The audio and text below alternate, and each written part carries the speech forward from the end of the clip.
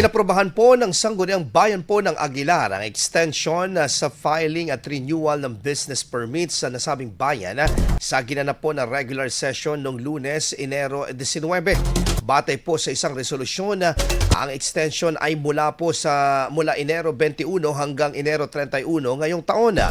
Ayon sa Sangguniang Bayan, layunin po ng hakbang na bigyan pa ng karagdagang panahon ang mga negosyante upang makapag-renew at maiwasan ang pagbabayad ng violation or penalties. Matatandaang nagsimula ang filing at renewal ng business permits sa Aguilar noong Enero 5 at nakatakdang magtapos sana ngayong Enero 20. Kasabay nito, pinalawig din ang pagbabayad ng business taxes at iba pang kaukulang bayarin upang maging mas maayos ang proseso para sa mga negosyante.